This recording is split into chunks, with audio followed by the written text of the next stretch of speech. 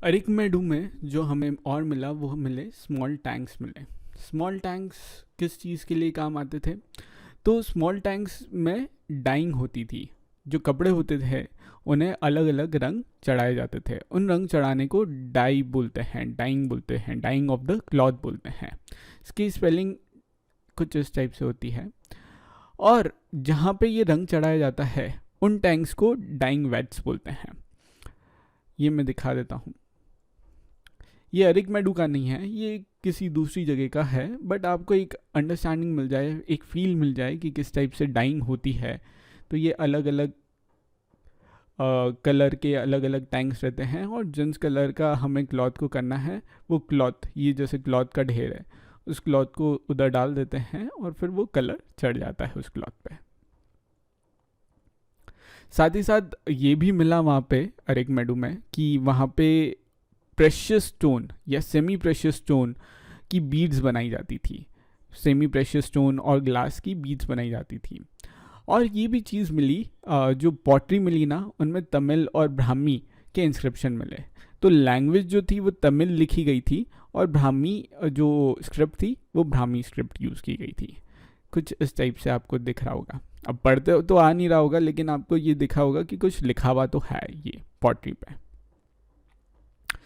अब ये last part जो रहता है, हम डिस्कस करते हैं कि दुनिया जगत में इसी समय क्या हो रहा था।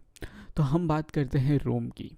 हमने लास्ट में देखा कि रोम से तो बहुत सारा सामान आया है अरिकमेडू में। तो रोम था क्या, कहाँ था, कैसा था, उसके बारे में बात करते हैं। तो रोम थी one of the oldest city in Europe, ठीक है। और ये तभी डेवलप हुई जब गंगा के आसपास, गंगा के किनारे दूसरी सिटीज़ डेवलप हो रही थी। जो Ganga Yamuna valley civilisation create हो रही थी, तभी ये रोम भी डेवलप हो रही थी। और रोम फिर बाद में चल के कैपिटल बन गई लार्जेस्ट एम्पायर की, जिसका नाम है रोमन एम्पायर। और ये कहाँ का स्प्रेड था? ये यूरोप में, नॉर्थ अफ्रीका में और वेस्ट एशिया में स्प्रेड था। मैं आपको मैप में दिखा देता हूँ रोमन एम्पायर और रोम कहाँ पे है ये। तो ये जो ग्रीन ग्रीन में दिख रहा है, ये पूरा रोमन एम्पायर है। ये पार्ट यूरोप का है, ये पार्ट एशिया का है, और ये पार्ट नॉर्थ अफ्रीका का है। तो यहाँ तक उसका रोम एम्पायर का था रीच। और जो रेड कलर पे मैंने मार्क किया है, ये रोम कैपिटल है। जो सिटी रोम की बात कर रहे हैं वो है। इसमें सबसे इम्पोर्टेंट थे अगस्तस करके एम्परर, जो करीब 2000 साल पहले उन्होंने रूल किया था। और उन्होंने कहा कि रोम जो थी, जब मैंने राज करना स्टार्ट किया था, तब वो सिटी ऑफ ब्रिक थी। और जब मैंने राज करना स्टार्ट किया और मैंने फिर बनाया, तो उसे सिटी ऑफ मार्बल बना दिया। यानी कि मार्बल से पूरा सिटी को ढक दिया गया, बहुत सुंदर बना दी गई। और उनकी मार्बल स्टैचू भी है, जो आज के ज़माने में हमारे पास है। ये है अगस्टस करके, रोम के राजा। और इनकी भी जो कार्विंग हुई है, इनकी इमेज की कार्विंग हुई है, ये मार्बल में हुई है। तो ऐसे बहुत सारे मार्बल के स्कल्पचर्स रोम में बना दिए गए थे उनके राज में, उनके रेन में। दूसरे उनके बाद आने वाले जो रूलर्स थे, उन्होंने भी टेम्पल्स और पैलेसेस बनाए। और सबसे इम्पोर्टेंट जो बनाया वो था एम्फी थिएटर। एम्फी थिएटर होता क्या था? एम्फी थिएटर कुछ इस टाइप से होता है, और ये पर्टिकुलरली रोम में बना हुआ एम्फी थिएटर है। कभी आप रोम जाएं तो ये एम्फी थिएटर को बिल्कुल देखना। बहुत लोग इसे देखने जाते हैं, इस एम्फी थिएटर को। होता क्या था यहाँ पे, जो सिटिंग एरिया होता था, जैसे आज के स्टेडियम्स होते थे, वैसे ही वो एम्फी थिएटर था। यहाँ पे आते थे जो सिटीजन्स होते थे रोम के, वो आते थे और बैठते थे। ओपन अरीना होता था, वहाँ पे आसपास सीटें लगी रहती थी, और वहाँ पे फिर शोज़ देखते थे। बेसिकली फाइटिंग्स होती थी लोगों के बीच में, वो देखते थे। और क्या देखते थे? एनिमल्स और दूसरे आदमियों के साथ जो फाइटिंग हो रही है वो भी देखते थे यहाँ पे। और भी दूसरे काइंड के शोज़ चलते थे।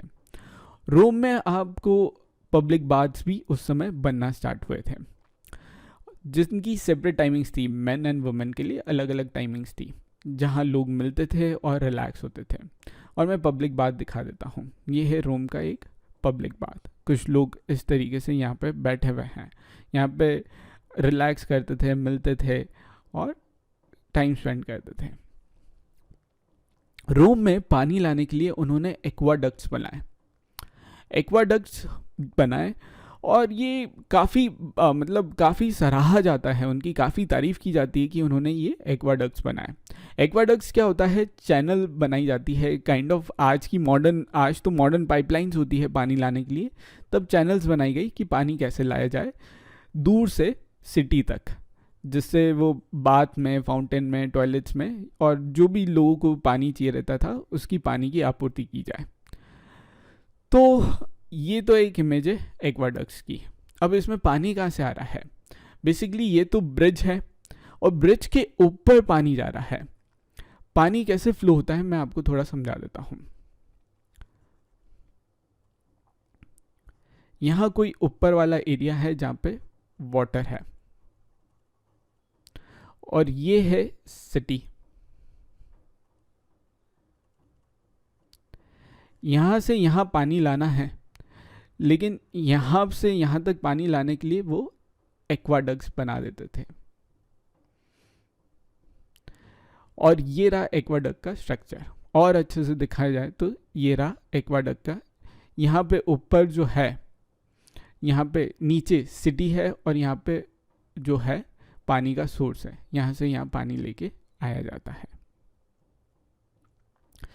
अब ये एक्वाडक्ट्स बनाने का ये था कि अगर पानी यहाँ से आ रहा है और अगर नीचे चले गया तो यहाँ तक पानी पहुँच नहीं पाएगा, तो इसलिए एक्वाडक्ट्स यहाँ से यहाँ पानी ले जाता है प्रॉपरली। ठीक है।